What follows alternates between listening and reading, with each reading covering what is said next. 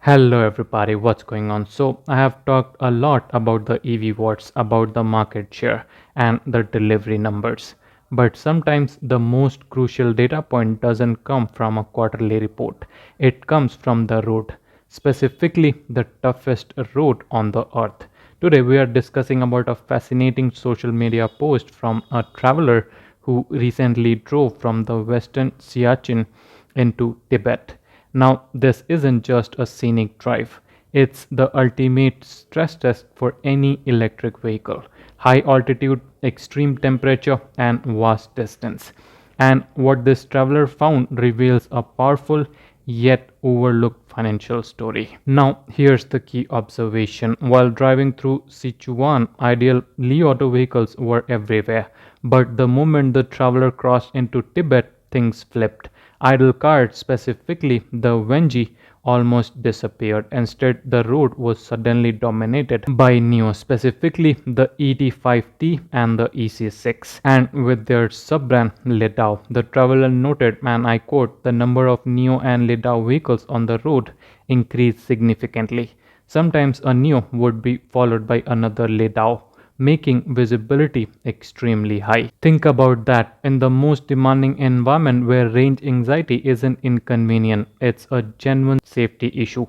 One EV brand is suddenly thriving while a major competitor drop off. And this is where the financial angle comes in, because the answer isn't about the marketing.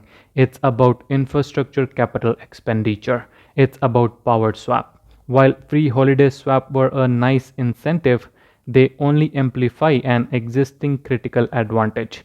In Tibet, you are not just fighting distance, you are fighting physics. Cold temperature, high altitude severely degrades battery charging efficiency and range. A level 2 or level 3 charger simply cannot compete with a full battery swap, cause swapping an entire battery takes less than a minute than filling a gas tank. On a road trip, that minimizes the downtime. Crucially, the power swap stations monitor, cycle and charge the batteries under idle control condition. This minimizes the stress and degradation that would happen if an owner had to consistently fast charge a frozen battery in extreme mountain climates. In essence, NIO dominance on this route is a proof that their massive multi-billion-dollar investment in the power swap network is paying off exactly where it matters most, in reliable and peace of mind on the toughest frontier. However, the question here is that what does all this mean for the investors? Well, this roadside report isn't just an interesting trivia. It's a powerful signal. The EV market is evolving past the novelty phase. The next winner won't just be the one with the flashiest screen or the cheapest price tag. The winner will be the companies that solve the logistical and infrastructure problem of the EV ownership. NIO is currently trading at a fraction of its peers' valuation, facing fierce competition and margin pressure. But this Tibet case study proves their power swap strategy provide a defensible moat and generate organic, undeniable customer trust in toughest condition. Trust is a premium asset that doesn't appear on a balance sheet, but it's absolutely dedicate long-term market share.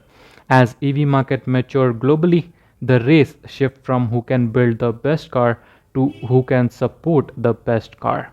New investment in the infrastructure is an expensive bet, but for investors looking long term, their dominance on the unforgiving road of Tibet is a clear, compelling sign that the foundation for a sustainable, resilient EV future is being built, one battery swap at a time. No doubt, NIO's infrastructure is world class, and here I would say that this infrastructure tailwind will definitely translate into global growth for NIO.